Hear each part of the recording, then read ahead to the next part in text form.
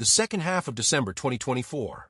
All our eyes are fixed on the war between Ukraine and Russia, but from time to time they turn towards the USA, where the newly elected President Donald Trump has not returned to the Oval Office, but has already pompously promised to end the war in 24 hours. The bloody confrontation did not end, but in a few hours, Russian hackers literally hacked the registers of the Ukrainian Ministry of Justice and complicated the work of a number of institutions. Everything is paralyzed. This has never happened before. It is impossible to conclude any transaction on the alienation of real estate. Purchase and sale agreements, leases, donations, mortgage agreements. There is no possibility to enter information about the change of the head, participants, legal entities. Responsibility for one of the largest attacks was claimed by a group of Russian hackers Net Team, an organization often associated with the Kremlin government. Not the first such incident.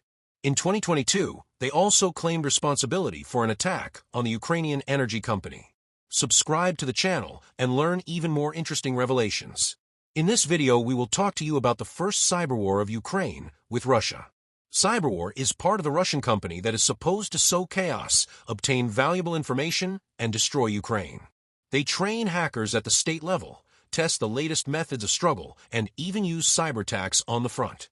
The beginning of a full-scale invasion. Ukraine survived the first days despite skeptical talk in the European corridors.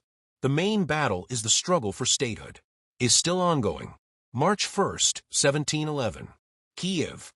In the capital of the explosion programs, it became known a little later that the Russians had survived the TV tower. As a result of the shelling, the hardware was damaged.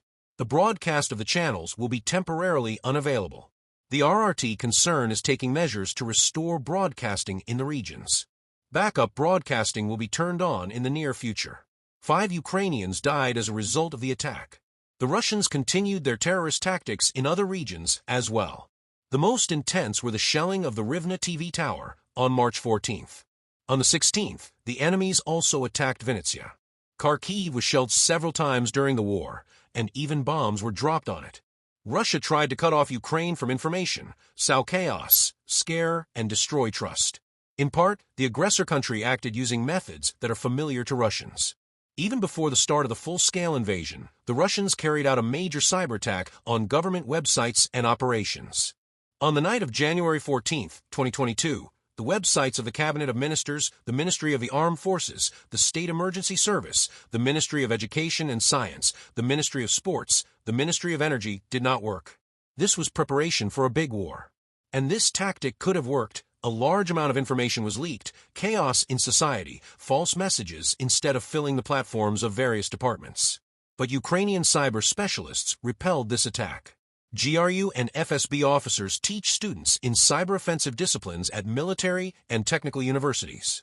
There, students work on creating software tools, study the architecture of logistics, energy, and water supply in Ukraine and other countries. After training, Russian Special Services officers select the most talented students who go to work in the GRU and FSB or work on contracts under their control. No other country in the world systematically teaches people to be hackers. Russia started with universities and eventually moved to schools. The Kremlin carries out an average of 10 cyber attacks per day.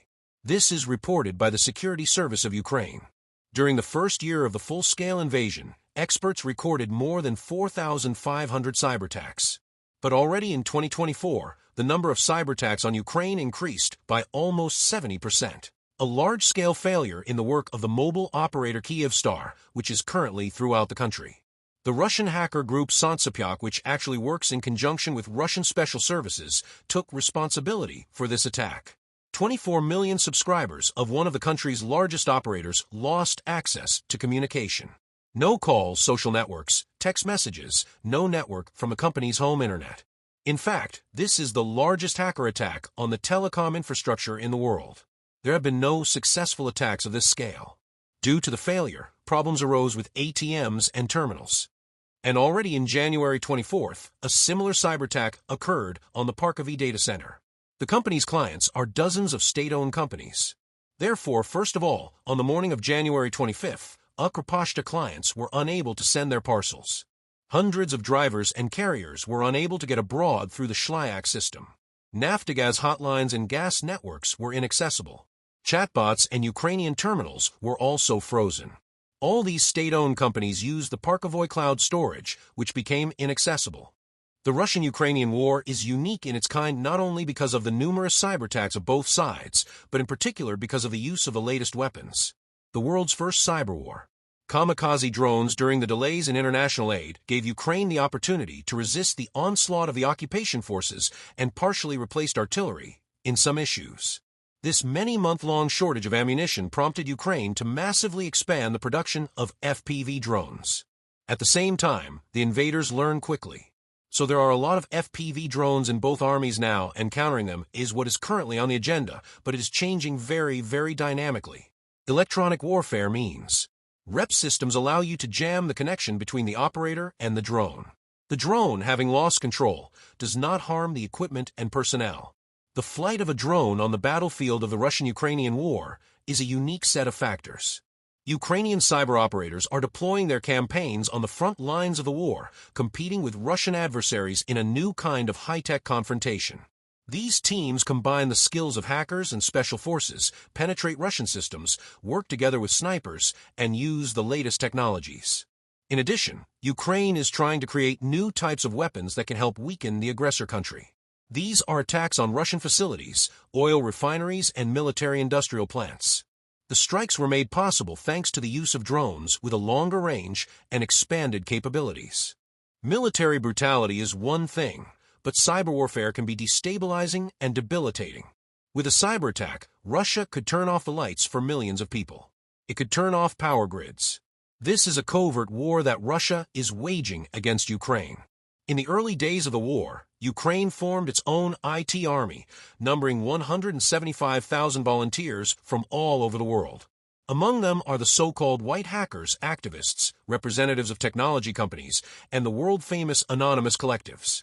Cyberwar is a constant clash in the digital space. Ukrainian cyber experts have hacked Russian agencies, including the Ministry of Defense, the Center for Space Hydrometeorology, Rostelecom, the Russian ruling party United Russia, and private companies that finance the war against Ukraine.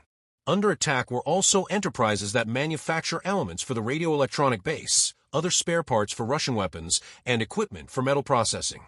Such operations are very, very important. They slow down the enemy's digital logistics and provide valuable information about his plans. In order to resist such threats, take care of your digital security. Protect your accounts with two-factor authentication.